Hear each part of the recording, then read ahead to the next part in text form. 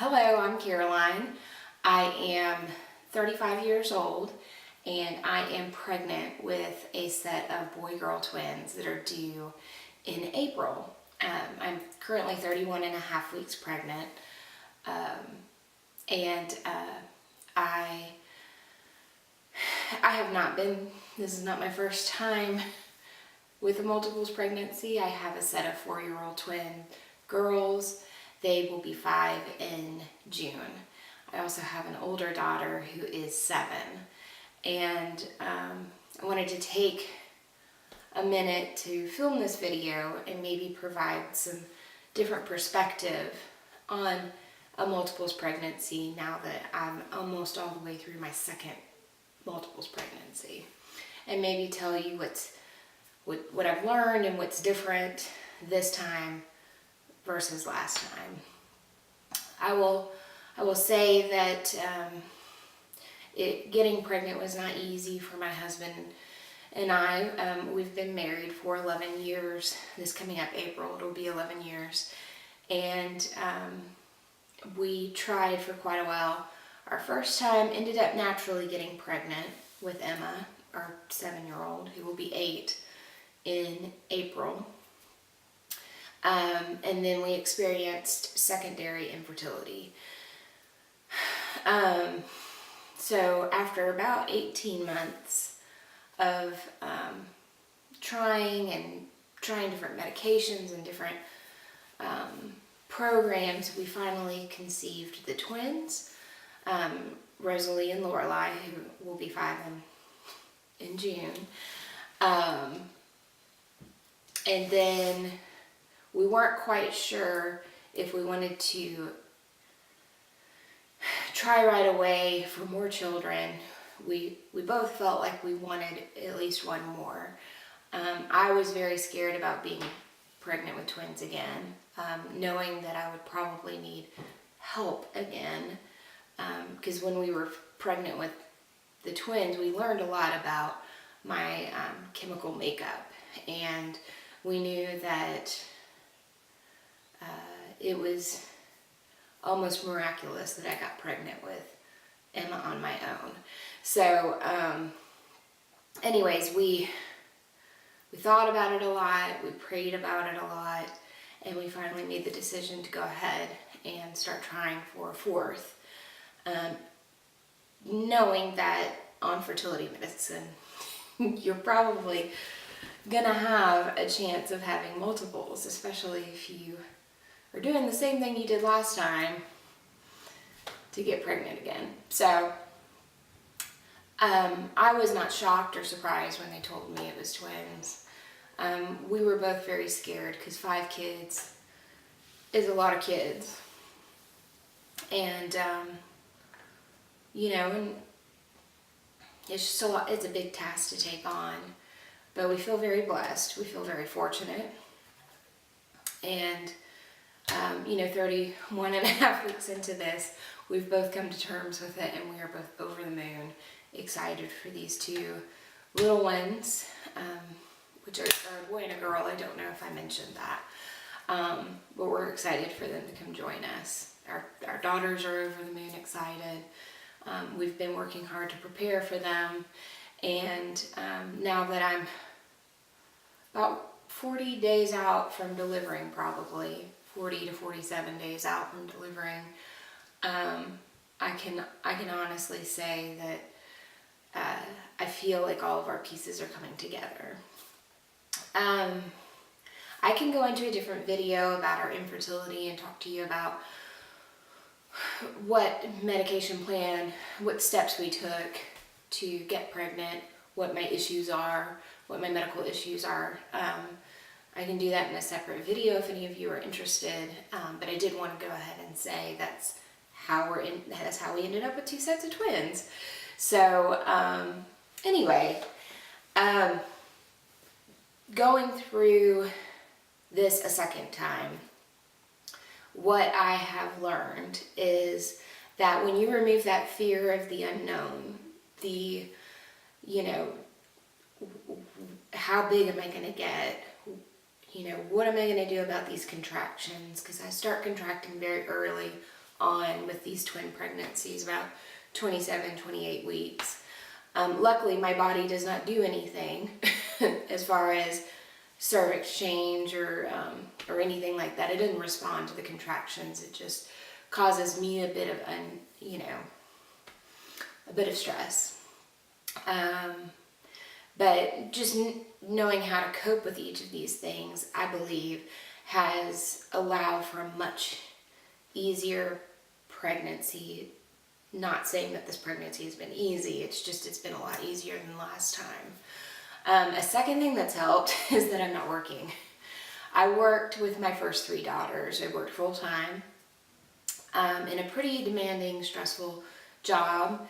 And I ended up going on bed rest with the girls around 30 weeks. I probably should have gone on bed rest a bit sooner than that. But about 30 weeks is when I went on bed rest. And this time, I was already on fertility medicine, doing our rounds, or our cycles. But in June, my husband and I sat down and decided that it was time for me to leave and stay home full time. Our oldest daughter is in 2nd grade now. The homework is more intense. The activities are more involved. We were having to say no to a lot of things for her. And neither one of us thought that was very fair. Not to mention we both work downtown, and commuting back and forth from the house. We weren't getting home, both of us, until about 6 o'clock at night. So dinner was never healthy, and it was, never on the table before 6:45 most nights. We ate out a lot, which sort of negated my salary when you're eating out 4 times a week. So anyways, I decided to leave. I turned my notice in at the beginning of July, expecting to be finished by the end of August. So just a little bit into the start of the school year. And it was on my very last day of work at the end of August that I found out that we were having twins. So come full circle, it's almost like fate. I mean, all of those conversations, those pieces were helping us prepare for this new chapter of our lives with 5 children. So, anyways, going through each of the trimesters, because I'm, about a third of the way into my 3rd trimester now, I can tell you that in my first trimester, I have never gotten sick or had morning sickness or anything like that with any of my previous pregnancies. I did have to pull over on the side of the road when I was pregnant with Emma one time. I was driving to Jackson, Mississippi, and I think that I just got car sick and ended up getting sick on the side of the road. But other than that one instance, I had never gotten sick with Emma or the girls. And I pretty much, about 4 to 6 weeks in, became very ill during this pregnancy. And I'm not sure if it's the boy thrown into the mix or if it's just I'm older. I don't know what the difference is, but from about 4 to 6 weeks until about 12 to 14 weeks, I was sick. There wasn't much that I could eat that sounded good to me. I had very strong pregnancy symptoms, which I never really had with the others.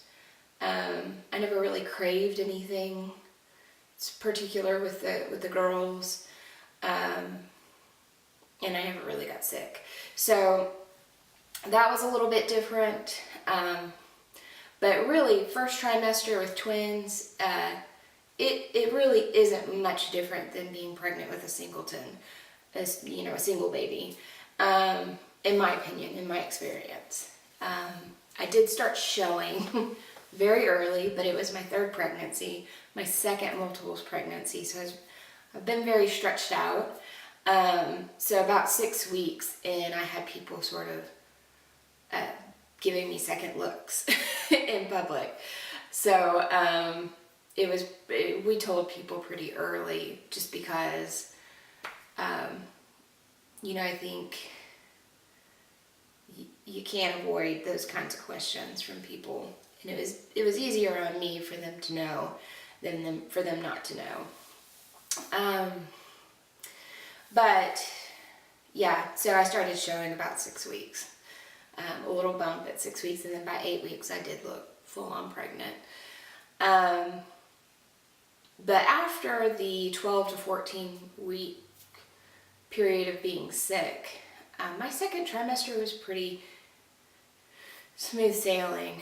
We were really busy at the holidays. We took a trip to North Carolina with the kids at Thanksgiving, and I did just fine on that. I was pretty large because I was 18 weeks, but I did fine. Did fine over the Christmas holidays, and then I had my glucose test in January. I have had gestational diabetes with each of my pregnancies. I'm predisposed to it. My dad has type 2, and pretty much I would say his entire family has type 2 diabetes. So it's like my doctor said, everybody's born with something that they got to deal with. Some have high cholesterol or high blood pressure. I am just insulin resistant. Okay, so my camera shut off, but I was, and it ended with me talking about my diabetic diagnosis, my gestational diabetes. So I have to date not gained any weight since my 24-week appointment, which I count as a huge success, especially for somebody who was overweight prior to getting pregnant. A lot of that had to do with the fertility drugs I was on, and if I ever do an infertility video, I can kind of go into that, but I did put on quite a bit of weight during that period before I got pregnant.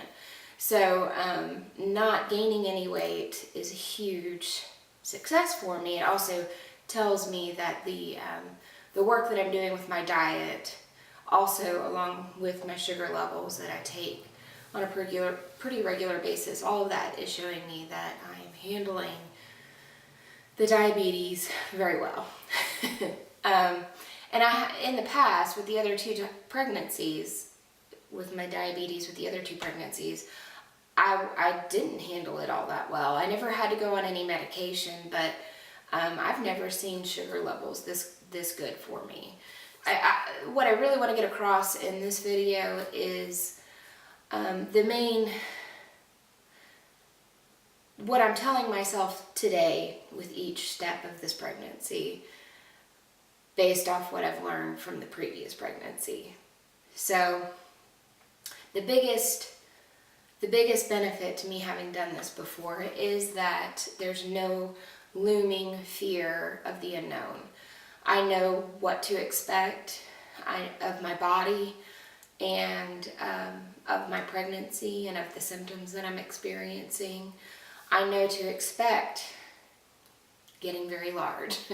I know to expect the pain, and I know to expect the contractions, the early contractions that most women who are growing multiples experience. And with that, I know which contractions to pay attention to and which ones are just par for the course. So I can't sit here and tell another pregnant woman, okay, well here's when you need to call your doctor, and here's exactly when your contractions are going to start, and here's when you need to be worried, and things like that, because I can't, because everybody's so different, and every physical body is so different and carries babies in different ways. But I will tell you, have faith in your OB.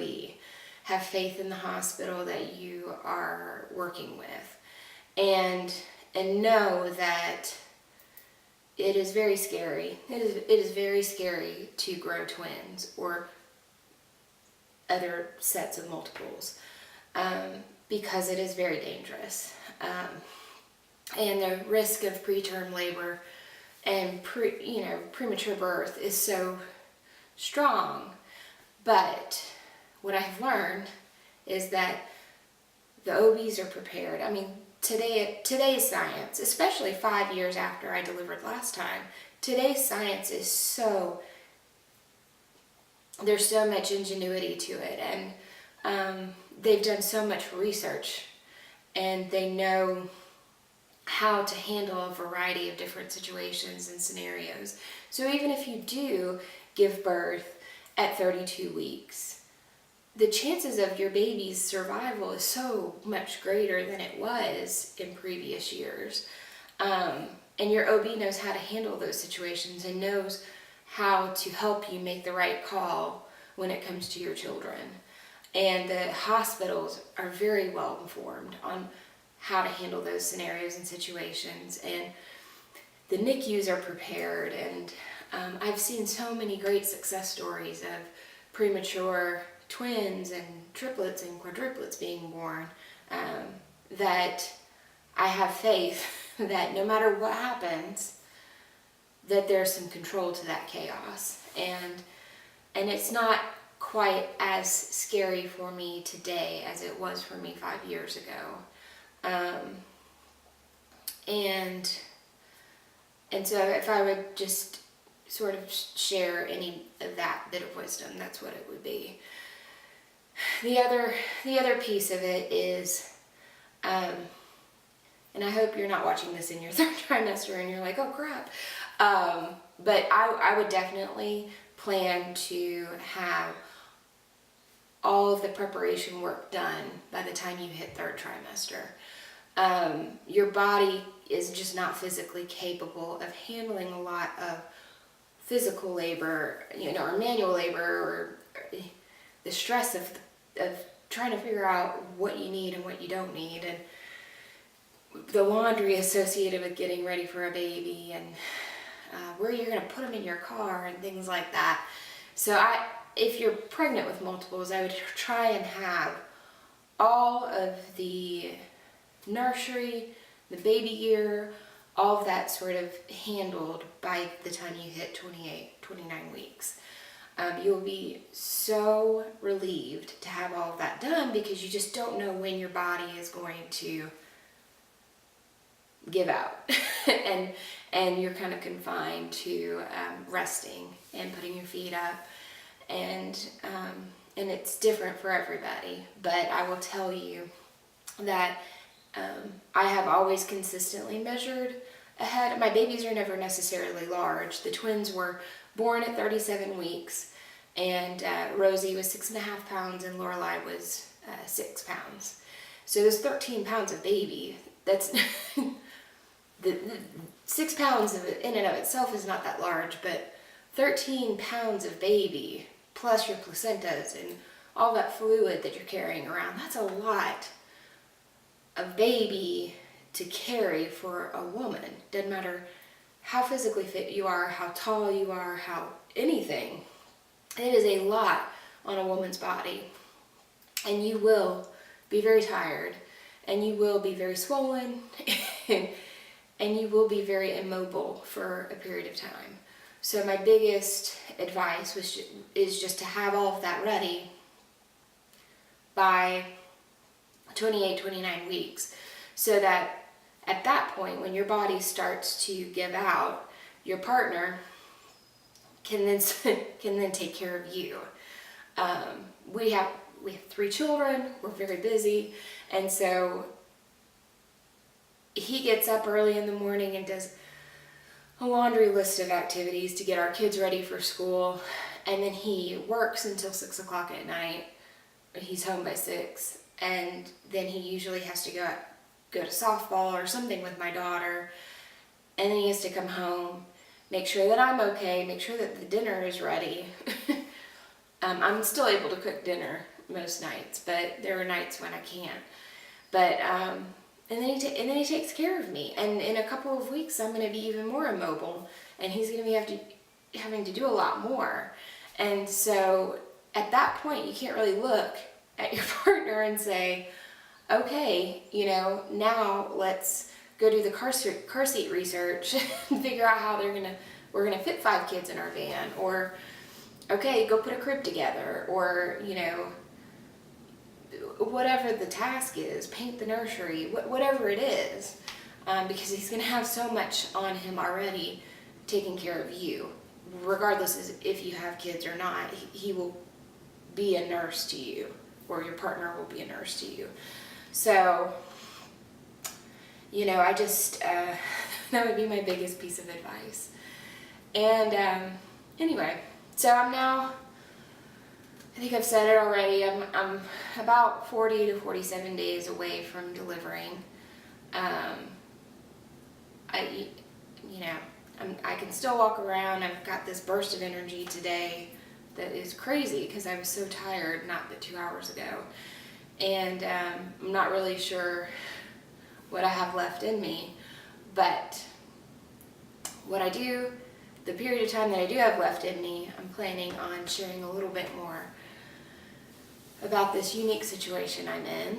And if you have any questions about anything that I've talked about, just leave it down below, and I look forward to sharing more with you. Thanks so much for watching, and I'll talk to you soon.